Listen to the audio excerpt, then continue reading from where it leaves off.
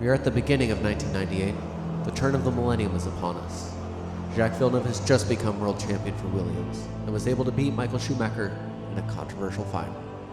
Williams is the dominant team at the moment. In terms of pure performance, McLaren, Ferrari, and Benetton, the other world champions of the 1990s, are well behind them. But a change is upon us. Ah, hello. You must be the new one here in the paddock. You decided to join at a tough time as a rookie. The days of pre-qualifying when there were up to 20 teams are only a few years gone. But you're lucky. Through your youth career in Formula 3000 and in karting, you received a number of offers from the current teams. But first, let me introduce you to a few real changes in the current Formula 1 season. In order to break Williams' dominance, there were some rules changes for the new season. The car's width was reduced from 2 meters to 1.8. The FIA introduced grooved tires to reduce the overall speed of the cars. There were also a few short-term changes. The FIA sat down with the small teams like Tyrrell, Arrows, or us, Minadi, to find a way to include them in the prize pool now that we have only 11 teams. So far, only the first 6 of each race get points. This has been changed and now the first 10 drivers get points, 25 for the winner and 1 for 10th place. Furthermore, Michael Schumacher, the president of the newly founded GPDA, a few years ago campaigned for tank stops to be banned due to the great risk of fire. This was particularly brought into focus again by the fire accident of his teammate Jos Verstappen in 1994. That's why only tire changes are allowed and the teams now have to make sure that they can only get away with 1 filling of fuel. Those were the rule changes for the new season. I hope you find your way around the paddock quickly, but now make sure that you can get the best out of the contract talks. I know that we at Minadi are only a small team, but we will also be happy to have a talent like you. If you're interested in the job, just come to my office. And sadly, the news has dropped out that Prost is bankrupt. After the engine deal with Peugeot fell through, the cost of the Prost team's new factory in Guyancourt exploded and the team had to file for bankruptcy. It will therefore not start for the 1998 season. The drivers Jarno Trulli and Olivier Panis will try to join another team for the season, but they're only given small chances and will probably need to find a cockpit for the 1999 season. Tyrrell extend contracts with Jos Verstappen. At first, Toranosuke Takagi was considered the favorite for Tyrrell's cockpit, but an agreement was reached with Verstappen in the final moments and he will continue with his team in 1998. Minardi is considering signing Marc Genet for the 1998 season after Esteban Tuero could not raise the budget for the cockpit. Several other names for the Minardi cockpit are now being discussed. Pedro Diniz is released from his Arrows contract after Yamaha left Formula 1 with Arrows. Yamaha pay driver Diniz was fired and Arrows instead hired Jordan test driver Pedro de la Rosa. Pedro de la Rosa was no longer wanted at Jordan as Eddie Jordan was able to get a talented and more experienced test driver in Jarno Trulli after he became a free agent after the Prost bankruptcy.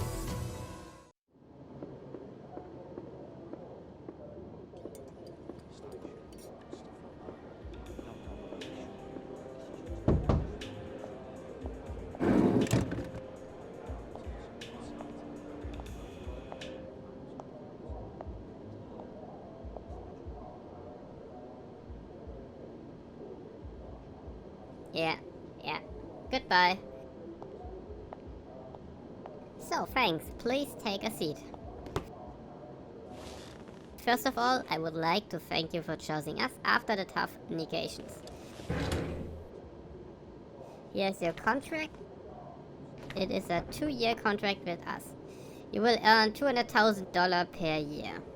I just need your signature now. I hope you will do well with us. Many drivers wanted the last free spot.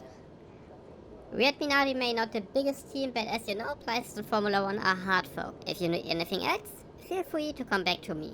See you later.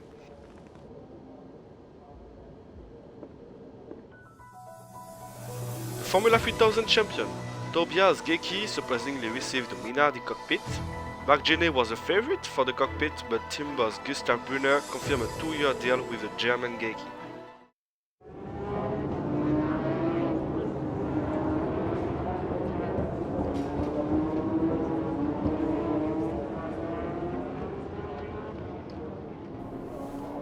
Hello, welcome to Formula 1. Especially to Minadi. We're at Minadi not the biggest team, as you know. Our goal is this season is to beat Tyrrell and Arrows. Unfortunately, we won't be able to provide you with a car that scores under its own power, so make sure you, or Shinji, one of you, always gets the best possible race position to beat Tyrrell and Arrows in the World Championship. In the end, what counts in Formula 1 is the best final position if a team doesn't score any points. If a few more retires, be sure to be in a position to take as many points as possible. Hello, Mr. Minadi. Yeah, I'm just teaching the driver his duties. Okay, I'll see you. Sorry. So, your workplace is in the hospitality. We'll go over there in a moment. This is only for in between. I'll definitely see you over there. And don't put too much pressure on yourself, okay? Okay, then see you soon. Radio check, radio check. Radio normal, have fun out there.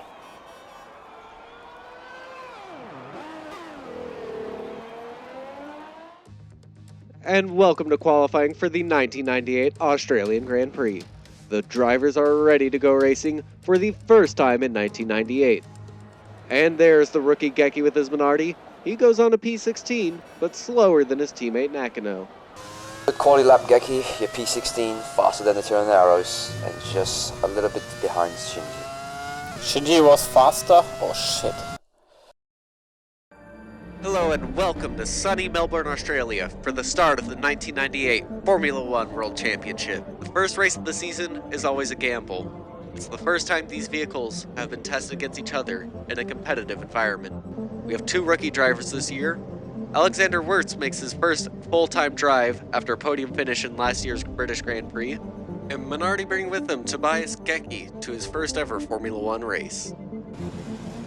So that's your first race, remember? The only goal here is to stay in front of the Arrows and Tyrrell. Good luck and have fun out there. The drivers are just making their way around the track now. Defending world champion Jacques Villeneuve qualified 5th today, but he'll be starting in 15th after a 10th place grid penalty. On which strategy is Shinji? You two are on the same strategy. Copy. It's enough talking for now, though.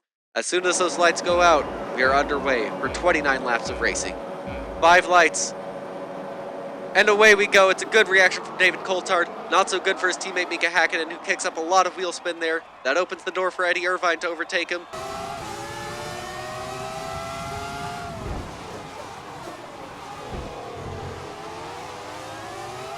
We see the cars all scrambling down the back straight there, side by side, into turn 3.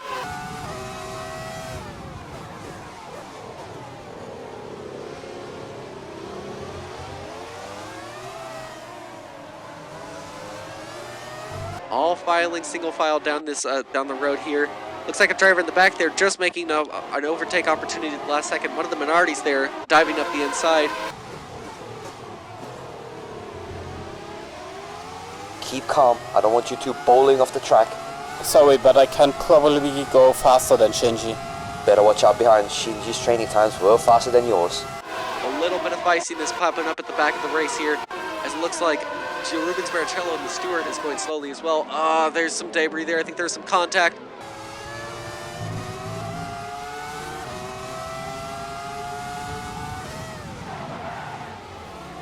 Whoa, that was close. Did I have any damage?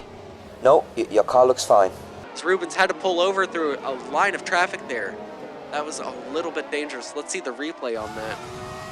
Running on board from Rawson's perspective, you see there's just some contact up ahead, debris flying up in the air. And then Barrichello, you're going to see him, he has to pull over swiftly on the right. That's almost contact with the Minardi as well. And yeah, it looks like someone just broke the rear wing there. Russell behind you got a 5-second penalty. Stay in front of him until the pit stop and you'll get rid of him. I have to catch up with Shinji so much faster. Your goal in this race is to stay in front of the Arrows and the Tyrrell. Do not worry about Shinji. It doesn't matter which one of you is in the front, as long as one gets the better place than our rivals. And here we see one of the Jordans leading 2 Saubers or 2 Bennettsons there in the background there. So Shinji is currently 0.3 of a second lap faster than you are, and you're 0.5 seconds per lap faster than Rossa behind you. Keep the pace up. Shinji is 0.3 faster per lap than me? Yes, Shinji is faster at the moment. That does open up around pit stops. David Coulthard opportunistic, knowing that the cars behind him now have a much larger gap. Everyone dives into the pits. Looks like that's Eddie Irvine taking the early pit stop there as well. Irvine is behind me. Can I stop now so that I don't lose time in the battle with Irvine? Negative, Shinji comes in this lap. But I'm losing a lot of time. Stay out, you're coming in next lap. Confirm you understood that message? Copy. Schumacher leads Hakkinen into the pits there. The pit crew all diving out at once. Let's see who makes out the faster stop. Ferrari's quick, but I think McLaren is just a little bit quicker. And indeed they are. Schumacher loses the position to Hakkinen.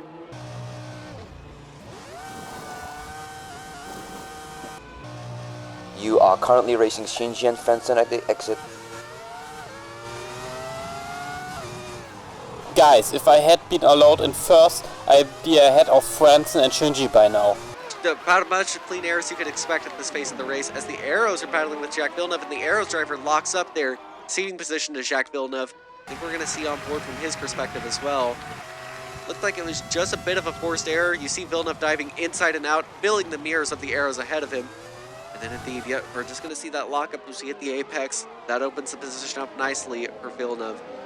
Frentzen is losing power, but there's still enough to put pressure on Shinji. Give it all and try to catch up and overtake Frentzen. And riding on board with Alex Wirtz, one of the only drivers not to stop so far in this race. The two behind him, Michael Schumacher and Mika Hakkinen, both in faster cars and both having made their stops already.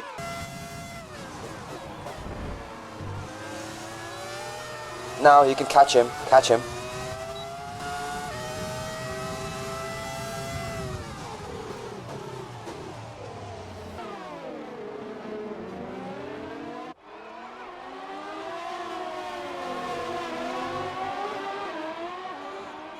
In fact, he's pulling up next to Michael Schumacher as well. Dives to the inside at the last second. He's going to attack the two-time world champion there, and they are wheel-to-wheel through the first complex of corners. He just has to give up. He doesn't have the grip to compete with the faster Ferrari ahead. Hakkinen looking around the track there. He's using that slipstream as much as he can. Again, once more up the inside there. Like we said earlier, Hakkinen is a very intelligent driver. He only goes for the moves he knows he can make stick. And that's proof right there. He's ahead of Schumacher. Box, box, box, box. Why? After this lap, it's only one lap to go. Sorry, but we put on the wrong tires on. We have to get in and still use the stops. Otherwise, we will be disqualified. You are joking. You have to come in. You have to come in.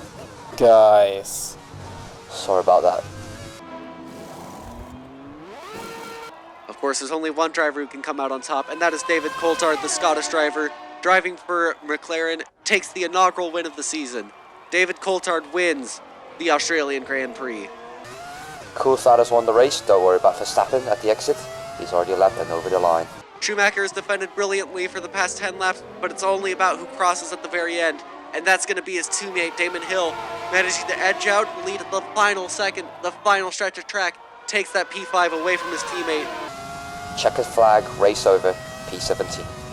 Guys, how can such a mistake happen? Or did you want Shinji to stay in front? We'll talk about that later.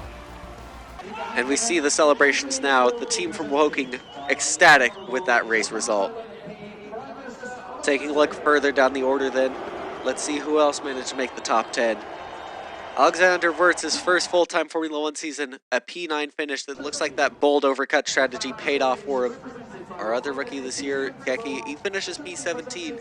It's not quite the heights he would have wanted, but a good start to his career nonetheless. Jan Magnussen, P10 for Stewart, earns them some points. He'll be more than pleased with that performance. Taking a look at our top three there, something tells me this is going to be a familiar sight. These three are going to round out our championship year this year. The pace of the McLaren and the Ferrari seemed unbeatable throughout the duration of this race.